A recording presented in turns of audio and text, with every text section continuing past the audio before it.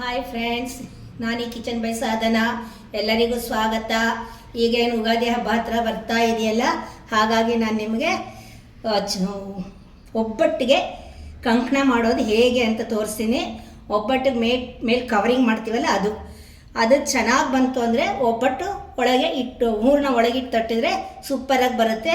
ಈಗ ಅದಕ್ಕೆ ಕಂಕಣ ಹೇಗೆ ಮಾಡೋದು ಅಂತ ತೋರಿಸ್ತಿದ್ದೀನಿ, ನೋಡ್ಕೊಳ್ಳಿ ಫ್ರೆಂಡ್ಸ್. ಒಂದು ಅಳತೆ ಚಿರೋಟಿ ರವೆ ನೋಡಿ, ಈ ಒಂದು ಲೋಟದಲ್ಲಿ ಚಿರೋಟಿ ರವೆ ತೊಗೊಂಡಿದ್ದೀನಿ ಫುಲ್ಲು.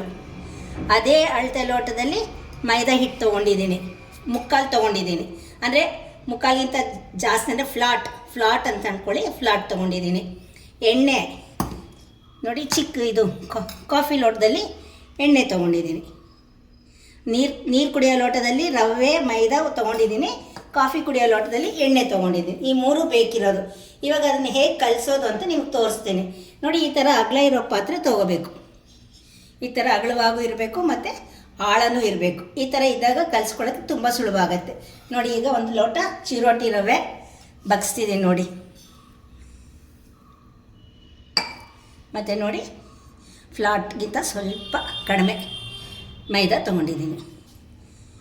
ಇದನ್ನು ನಾವು ನೀರಾಕಿ ಕಲಿಸ್ಕೋಬೇಕು. ಅದಕ್ಕೆ ಮುಂಚೆ ನೋಡಿ, ಬೆರಳಲ್ಲಿ ಒಂದಿಷ್ಟೇಷ್ಟು ಉಪ್ಪು, ಈ ಥರ ಅದಕ್ಕೆ ಲಕ್ಷಣ ಅಂತ ಅಂತಾರೆ ಹೊರತು ರುಚಿಗೆ ಅಲ್ಲ.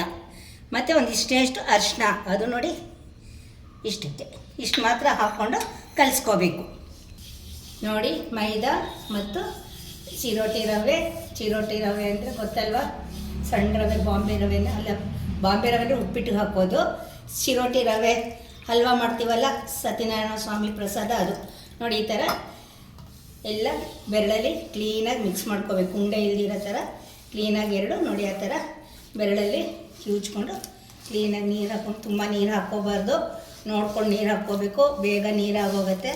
ಹಾಗಾಗಿ ಸ್ವಲ್ಪ ನೋಡಿಕೊಂಡು ನೀರು ಹಾಕ್ಕೊಳ್ಳಿ ನೋಡಿ. ಕಲಿಸ್ಬೇಕಾದ್ರೆ ಈ ಥರ ಮೆದ್ದು ಕಲಿಸ್ಕೋಬೇಕು. ಬರೀ ನೀರಲ್ಲೇ ಕಲಿಸ್ಕೋಬೇಕು ನೋಡಿ. ಉರುಳಿಸಿ ಕಲಿಸ್ಬೇಕು. ಪೂರಿ ಹಿಟ್ಟಿಗಿಂತ ಮೃದುವಾಗಿರುತ್ತೆ ನೋಡಿ. ಈ ಥರ ಎಳೆದು ಅಂಗೈಯಲ್ಲಿ ಪ್ರೆಸ್ ಮಾಡಬೇಕು, ಬೆರಳಲ್ಲಿ ತಿರ್ಗಿಸ್ಕೋಬೇಕು. ಅಂಗೈಯಲ್ಲಿ ಪ್ರೆಸ್ ಮಾಡಬೇಕು, ಬೆರಳಲ್ಲಿ ತಿರ್ಗಿಸ್ಕೋಬೇಕು. ಆಮೇಲಿಂದ ಎಣ್ಣೆ ತೊಗೊಂಡಿದ್ದೀವಲ್ಲ ನೋಡಿ, ಸ್ವಲ್ಪ ಚೆನ್ನಾಗಿ ಒಂದು 2 ಬೊಕ್ಸೆ ಅಷ್ಟು ಎಣ್ಣೆ ಹಾಕ್ಕೋಬೇಕು. ಇನ್ನೊಂದು ಸ್ವಲ್ಪ ಈ ಥರ ಹಾಕ್ಕೊಂಡು ಸ್ವಲ್ಪ ಮೆದ್ದಬೇಕು. ಇದು ಮೆದ್ದೋದೇ ಇರೋದು. ಸ್ವಲ್ಪ ಚೆನ್ನಾಗಿ ಮೆದ್ದಿದ್ರೆ ಕಂಕಣ ಚೆನ್ನಾಗಿರುತ್ತೆ. ಅದು ಹೂರಣ ಬಿಟ್ಕೊಳ್ಳಲ್ಲ ಎಲ್ಲೂ. ಇಲ್ಲ ಕಂಕಣ ಸೇರಿ ಹೋಗಲಿಲ್ಲ ಅಂದರೆ ಸುತ್ತು ಹೂರಣ ಬಿಟ್ಕೊಳ್ಳುತ್ತೆ, ಒಬ್ಬಟ್ಟು ಚೆನ್ನಾಗಿ ಬರಲ್ಲ ನೋಡಿ. ಇನ್ನೊಂದು ಬೊಕ್ಸೆ ಅಷ್ಟು ಹಾಕ್ಕೊಳ್ತಾ ಇದ್ದೀನಿ ಈಗ ನೋಡಿ. ತಿರುಗಿ ಇನ್ನೊಂದು ಸತಿ ಅದೇ ಥರ ಚೆನ್ನಾಗಿ ಮೆದ್ಕೋಬೇಕು. ಜಾರಾಗಿ ಹೋಗುತ್ತೆ, ಚೆನ್ನಾಗಿರುತ್ತೆ. ಹಿಟ್ಟು ಮಾಡ್ತಿದ್ದಾಗಲೇ ಗೊತ್ತಾಗುತ್ತೆ ಚೆನ್ನಾಗಿ ಬರುತ್ತೆ ಅಂತ ನೋಡಿ. ಈ ಥರ ಎಣ್ಣೆ ಬೆರೆಸ್ಕೊಂಡು ಮೆದ್ದಬೇಕು ನೋಡಿ. ಇನ್ನೂ ಒಂದು ಬಾಕ್ಸ್ ಅಷ್ಟು ತೊಗೊಂಡು ಮತ್ತೊಂದು ಸ್ವಲ್ಪ ಹಾಕ್ಕೊಂಡು ಮಾಡ್ತಾಯಿದ್ದೀನಿ. ಮತ್ತೆ ಮೆದ್ದಬೇಕು. ಈ ಥರ ಒಂದು 3-4 ಸತಿ ಆದರೂ ಹಾಕ್ಕೋಬೇಕಾಗತ್ತೆ ಎಣ್ಣೆ. ಅದಕ್ಕೆ ಎಷ್ಟು ಪ್ರಮಾಣ ನಾವು ಅದ್ರಲ್ಲಿ ಸೇರಿಸಿವೋ ಅಷ್ಟು ಚೆನ್ನಾಗಿ ಬರುತ್ತೆ. ಹಾಗೇನ್ಬಿಟ್ಟು ಲೀಟ್ರ್ ಕೊಡ್ದು ಹಾಕಿದ್ರೆ ಚೆನ್ನಾಗಿ ಬರಲ್ಲ. ನೋಡಿಕೊಂಡು ಅದ್ರ ಅಳತೆ ಪ್ರಕಾರ ಸ್ವಲ್ಪ ಮೃದುವಾಗಿ ಆಗೋ ತನಕ ನಾವು ಸ್ವಲ್ಪ ಎಣ್ಣೆ ಹಾಕ್ಕೊಂಡು ಮಾಡಬೇಕು ನೋಡಿ. ಈ ಥರ ಉಂಡೆ ಬರಬೇಕು ಚೆನ್ನಾಗಿ ನೋಡಿ. ಮೆತ್ತಗೆ ಮಾಡಿದರೆ ಈ ಥರ ನಾವು ಜಾಮೂನ್ ಹಿಟ್ಟು ಕಲಿಸ್ತೀವಿ ನೋಡಿ, ಅದೇ ಹದಕ್ಕೆ ಇರಬೇಕು. ಜಾಮೂನ್ ಹಿಟ್ಟು ಹೇಗಿರುತ್ತೋ ಅದೇ ಹದಕ್ಕೆ ಇರಬೇಕು ನೋಡಿ. ಈ ಥರ ಇರಬೇಕು. ಇವಾಗ ಚೆನ್ನಾಗಾಗಿದೆ. ಕೈಗೂ ನೋಡಿ ಒಂಚೂರು ಹಿಟ್ಟು ಮೆತ್ಕೊಳ್ಳೋದಿಲ್ಲ. ಹೀಗೆ ಮಾಡಿ ಹೀಗೆ ತೆಗೀರಿ, ಹಿಟ್ಟು ಒಂಚೂರು ಮೆತ್ಕೊಳ್ಳೋದಿಲ್ಲ. ಜಾಮೂನ್ ಹಿಟ್ಟು ಹೇಗಿರುತ್ತೋ ಅದೇ ಥರ ಮಾಡ್ಕೋಬೇಕು. ಈಗ ಇದಕ್ಕೆ ನಾವು ಸ್ವಲ್ಪ ಫ್ಲಾಟ್ ಮಾಡಿಬಿಟ್ಟು ಎಣ್ಣೆ ಹಾಕಿಡಬೇಕು.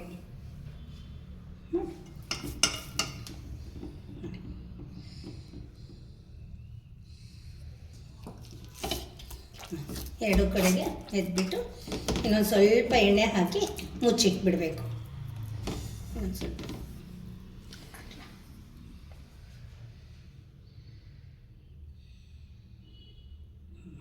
ನೋಡಿದ್ರೆ ನೋಡಿ, ಈ ಥರ ಎಣ್ಣೆ ಅದ್ರ ಮೇಲೆ ಕೂತ್ಕೋಬೇಕು. ಹಿಟ್ಟು ಮೇಲೆ ಎಣ್ಣೆ ಕೂತ್ಕೊಂಡ್ರೆ ಚೆನ್ನಾಗಾಗತ್ತೆ. ಇದನ್ನು ನಾವು ಒಂದು 1 ಅವರ್ ಇಲ್ಲ 2 ಅವರ್ಸ್ ಆದರೂ ಪರವಾಗಿಲ್ಲ. 2 ಅವರ್ಸ್ ಅಂದರೆ ತುಂಬ ಚೆನ್ನಾಗಿ ಬರುತ್ತೆ. ಅರ್ಜೆಂಟ್ ಅಂದ್ರೂ 1.5 ಅವರ್ ಆದ್ಮೇಲೆ 1-1.5 ಗಂಟೆ ಟೈಮ್ ಆದಮೇಲೆ ನಾವು ಉಪಯೋಗಿಸ್ಕೋಬೇಕು. ನೋಡಿ, ನಾನು ಕಾಫಿ ಕುಡಿಯೋ ಲೋಟದಲ್ಲಿ ಎಣ್ಣೆ ಇಷ್ಟು ಖರ್ಚಾಗಿದೆ ಅಂದರೆ ಮುಕ್ಕಾಲು ಎಣ್ಣೆ ಬಳಸ್ಕೊಂಡಿದ್ದೀನಿ, 1/4 ಭಾಗ ಎಣ್ಣೆ ಉಳಿದಿದೆ. ಇದನ್ನು ನಾವು ಸುಡಬೇಕಾದಾಗ ಉಪಯೋಗಿಸ್ಕೋಬೋದು. ನೋಡಿ ಫ್ರೆಂಡ್ಸ್, ಈಗ 2 ಅವರ್ಸ್ ಆಯ್ತು ಇದು ನೆನೆಸ್ಕೊಂಡು. ನೋಡಿ ಯಾವ ಥರ ನೆಂದಿದೆ ಅಂತ. ಆಗಲೇ ನೀವು ನೋಡೋದಕ್ಕೂ ಇವಾಗ ನೋಡೋದಕ್ಕೂ ವ್ಯತ್ಯಾಸ ನೋಡಿ. ಈ ಥರ ನೈಸಾಗಿರುತ್ತೆ. ಈಗ ನಾನು ಸಜ್ಜಿಗೆ ಒಬ್ಬಟ್ಟು ಮಾಡೋದು ತೋರಿಸ್ತಿದ್ದೀನಿ ಇದರಲ್ಲಿ. ನೋಡಿ, ಒಂದು ಸ್ವಲ್ಪ ಹೂರಣ, ಇದು ಕಂಕಣ ಸ್ವಲ್ಪ ಈ ಥರ ತೊಗೊಳ್ಳೋದು. ಫಸ್ಟು ಒಬ್ಬಟ್ಟು ಪೇಪರ್ ಮೇಲೆ ಸ್ವಲ್ಪ ಎಣ್ಣೆ ಸವರ್ಕೊಂಡು ಅದ್ರ ಮೇಲೆ ನೋಡಿ ಇಷ್ಟು ಮಾತ್ರ ಹಿಟ್ಟನ್ನ ತೊಗೊಂಡು ಇಡೋದು. ಇಟ್ಬಿಟ್ಟು ಇದನ್ನ ಅಗಲ ಮಾಡಿಕೊಂಡು ಇದರೊಳಗೆ ನಾವು ಸಜ್ಜಿಗೆ ಇರುತ್ತಲ್ಲ, ಸತ್ಯನಾರಾಯಣ ಸ್ವಾಮಿಗೆ ಸಜ್ಜಿಗೆ ಮಾಡ್ಕೊಳ್ತೀವಲ್ಲ, ಅದೇ ಸಜ್ಜಿಗೆನೇ ಇದು ಮಾಡ್ಕೊಂಡಿರೋದು.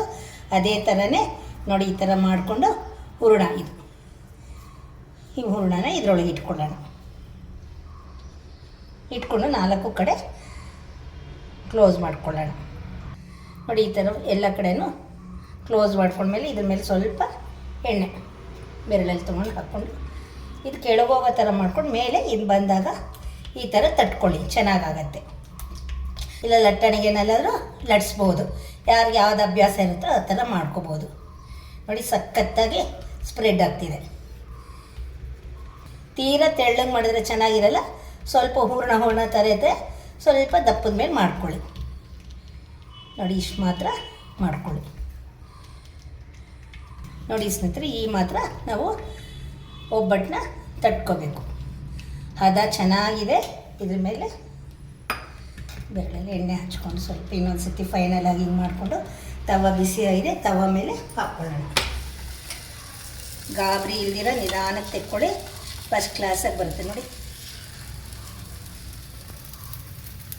ನೋಡಿ ಸ್ನೇಹಿತರೆ, ಸಣ್ಣದಿಗೆ ಬಬಲ್ಸ್ ಬಂದಿದೆಯಲ್ಲ, ಈಗ ನಾವು ಇದು ಹಾಕ್ಕೊಳ್ಳೋಣ.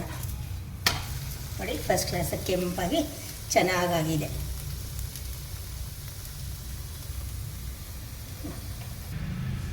ಇದು ಹಾಕಿದ್ಮೇಲೆ ಇಷ್ಟು ಮಾತ್ರ ಆಗಿರುತ್ತೆ ಸಾಕು. ತುಂಬ ಜಾಸ್ತಿ ಮಾಡಿದ್ರೆ ಗಟ್ಟಿ ಆಗುತ್ತೆ. ಇದು ಮಾತ್ರ ಇದ್ದರೆ ಸಾಕು. ನೋಡಿ ಸಜ್ಜಿಗೆ ಒಬ್ಬಟ್ಟು ರೆಡಿ. ನೋಡಿ ಒಂದು ಸೈಡ್ ಕೆಂಪಿರುತ್ತೆ, ಒಂದು ಸೈಡು ಸ್ವಲ್ಪ ಬಣ್ಣ ಬಂದರೆ ಮಾತ್ರ ಸಾಕು. ಮತ್ತು ಇನ್ನೊಂದು ಹಾಗೆ ಎಣ್ಣೆಯನ್ನು ಹಾಕೋದು ಬೇಡ. ಮತ್ತು ಇನ್ನೊಂದು ಹಾಕ್ಕೊಳ್ಳೋಣ. ತಟ್ಟಬೇಕಾದಾಗ ಸ್ವಲ್ಪ ಎಣ್ಣೆ ಹಾಕ್ಕೊಂಡಿರ್ತೀವಲ್ಲ, ಅಷ್ಟೇ ಎಣ್ಣೆ ಸಾಕು. ಮತ್ತು ಹಾಕ್ಕೊಳ್ಳೋ ಕೆಲಸ ಇಲ್ಲ. ನೋಡಿ ಥರ ನೋಡಿ ಕಂಕಣ ಮತ್ತು ಬೇಕು ಅಂದಾಗ ಒಂದೊಂದು ಸತಿ ಉಲ್ಟಾ ತೊಗೋಬೇಕು. ಒಂದು ಈ ಕಡೆ ತೊಗೊಂಡಾಗ ಇನ್ನೊಂದು ಸತಿ ಈ ಕಡೆ ತೊಗೋಬೇಕು. ಆವಾಗ ಅದು ನೆನ್ಕೊಂಡಿರುತ್ತೆ. ಈ ಥರ ಕ್ಲೀನಾಗಿ ಇಟ್ಬಿಟ್ರೆ ಅದ್ರ ಪಾಡ್ಗೆ ನೆನೀತಾ ಇರುತ್ತೆ. ನಮ್ಮ ಪಾಡ್ಗೆ ನಾವು ಒಬ್ಬಟ್ಟು ಮಾಡ್ತಾ ಇರ್ಬೋದು. ಪ್ರತಿ ಒಂದು ಸತಿಗೂ ಎಣ್ಣೆ ಸ್ವಲ್ಪ ಹಚ್ಕೊಂಡು ಹಿಟ್ಟಿಟ್ಕೊಂಡು ಅದ್ರ ಮೇಲೆ ಹೂರಣ ಇಟ್ಕೊಂಡು ಮಾಡಬೇಕು. ನೋಡಿ ಇದು ಕಂಕಣ ಇತ್ತು ಅಂದರೆ ಬೇಳೆ ಒಬ್ಬಟ್ಟಿಗೂ ಇದೆ ಕಂಕಣ, ಸಜ್ಜಿಗೆ ಒಬ್ಬಟ್ಟು ಇದೆ, ಕೊಬ್ಬರಿ ಒಬ್ಬಟ್ಟು ಇದೆ. ನೀವು ಇದ್ರೊಳಗೆ ಏನು ಹೂರಣ ಇಟ್ಟರೆ ಆ ಒಬ್ಬಟ್ಟು. ಅಕಸ್ಮಾತ್ ನಿಮಗೆ ಬೇಡ ಅಂದರೆ ಆಲೂಗಡ್ಡೆ ಬೇಯಿಸ್ಬಿಟ್ಟು ಅದು ಖಾರ ಹಾಕಿಟ್ರೂ ಖಾರ ಒಬ್ಬಟ್ಟು ಆಗೋಗುತ್ತೆ. ಈ ಥರ ಮಾಡ್ಕೊಂಡು ಇದ್ರ ಮಧ್ಯೆ ಇಟ್ಕೊಂಡು ಬಾಲ್ ಮಾಡಿಕೊಂಡು ಎಲ್ಲ ಫಿಲ್ ಮಾಡ್ಕೊಂಡು ತಟ್ಟಿದ್ರೆ ಅಷ್ಟೇ ಒಬ್ಬಟ್ಟು ಅಂದರೆ. ಇದು ಕಂಕಣ ಮಾತ್ರ ಚೆನ್ನಾಗಿ ಬಂತಂದರೆ ಫಸ್ಟ್ ಕ್ಲಾಸಾಗಿರುತ್ತೆ. ಕೋವಾ ಒಬ್ಬಟ್ಟಾದರೂ ಇದೆ, ಕ್ಯಾರೆಟ್ ಒಬ್ಬಟ್ಟಾದರೂ ಹೀಗೇ. ಈ ಕಂಕಣ ಮೈನು. ಈ ಕಂಕಣ ಚೆನ್ನಾಗಿ ಬಂತಂದರೆ ಎಲ್ಲ ಒಬ್ಬಟ್ಟು ಚೆನ್ನಾಗಿ ಬಂದಂಗೆ ಲೆಕ್ಕ. ನೋಡಿ ಸ್ನೇಹಿತರೆ, ಸಜ್ಜಿಗೆ ಒಬ್ಬಟ್ಟು ಸೂಪರಾಗಿ ಬಂದಿದೆ, ಟೇಸ್ಟ್ಫುಲ್ಲಾಗಿದೆ. ಯುಗಾದಿ ಹಬ್ಬ ಬಂತು, ನೀವು ಮಾಡಿ. ಇದರೊಳಗೆ ಏನಿಟ್ರೆ ಆ ಒಬ್ಬಟ್ಟು.